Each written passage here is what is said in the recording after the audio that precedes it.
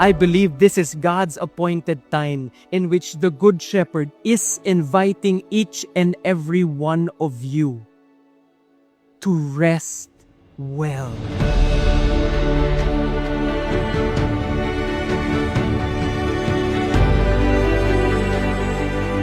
Today, we remember a suffering that changed everything, because that suffering became a doorway. A doorway to what? The doorway to your healing. The doorway to your freedom. The doorway to your everlasting hope and provision in Christ Jesus.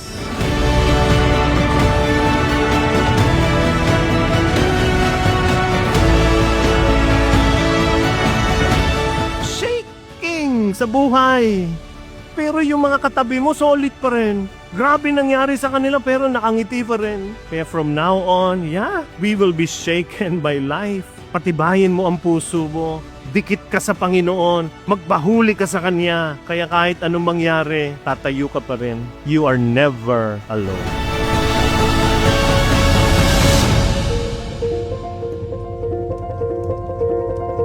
I would like to formally welcome you to the 15th Feast Alabang Holy Week Recollection. 15 years of God's faithfulness. Kung 15 years na po ang Feast Alabang Holy Week Recollection, ibig sabihin, 15 years na rin tayong nabe-bless with many messages and miracles.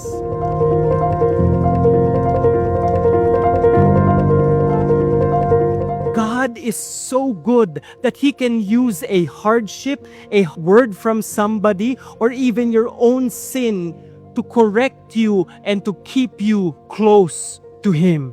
Amen?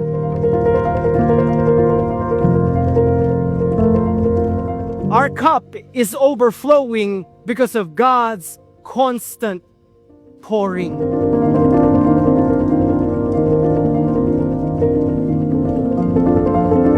Don't worry, they have received the sacrament of reconciliation because they have time to ask forgiveness and pardon sa kanilang sins. Dito ko po naisip that if you want to rest kay God, the best way to rest in the Shepherd with the Lord is a sacrament of reconciliation, a sacrament of forgiveness.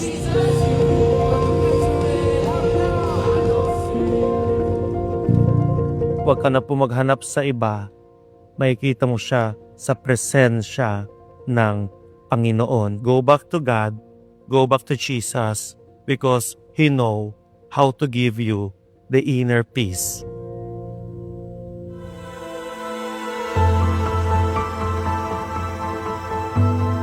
Today, I encourage you to rejoice, to have fun, to be alive, to have energy as we start our second day of our Holy Week Recollection.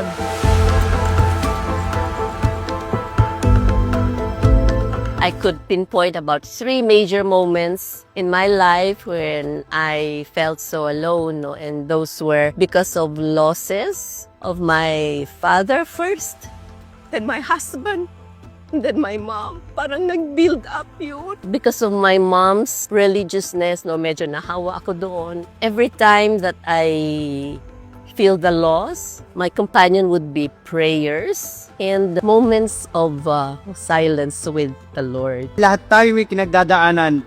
And with Jesus, with the Shepherd, we are safe from our suffering.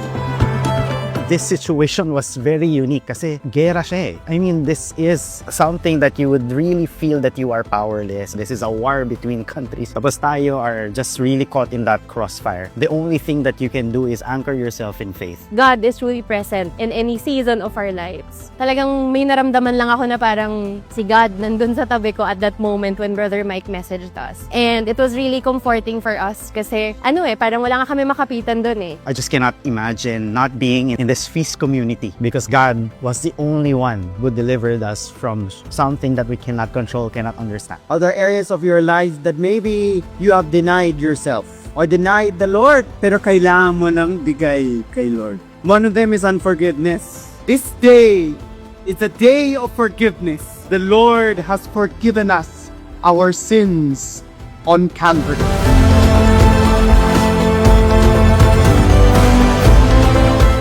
Friends, letting go of a dream that we held on to for many years was never easy. And even to this day, we are still waiting for our prayer to be answered.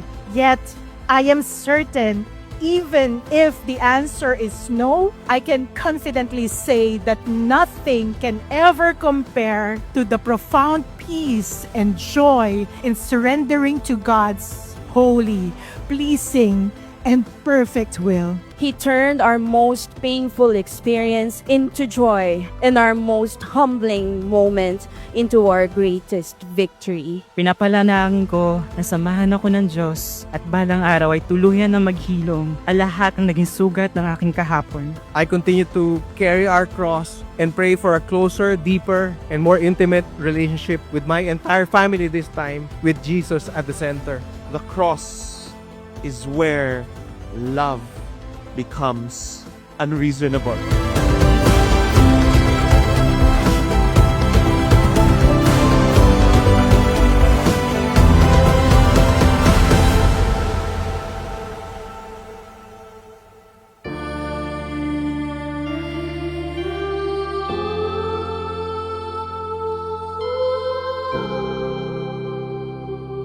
Thank you for blessing us for 3 days. We are here because you have been pursuing us. Ikaw ang humahabol sa amin, Panginoon, walang iba.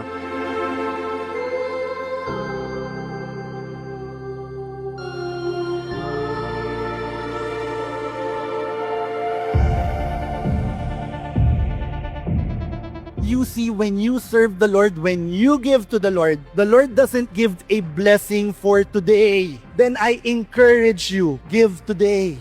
Don't give because you want this to happen next year only. You want this to happen for many generations to come, so that the Lord can bless as many people as we can here in our area in the South.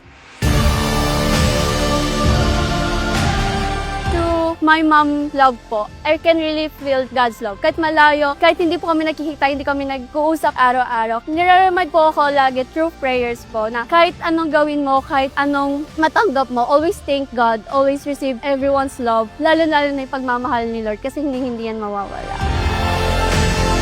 God will meet you where you are, but He loves you too much to leave you there. Let yourself be found. Be a shepherd, kasi baka ikaw ang ginagamit ni Lord para hanapin ang iba. Huwag niyong iisipin, you are here because you are the one pursuing God. He was the first who pursued you. Siya ang unang-unang humabol sa atin. Hinahabol tayo ng Diyos. Ito po ang encouragement namin sa inyo sa 3 araw na ito. Magpahuli ka na. Magpahuli ka na. Believe that God is in the dark, God is in our darkness.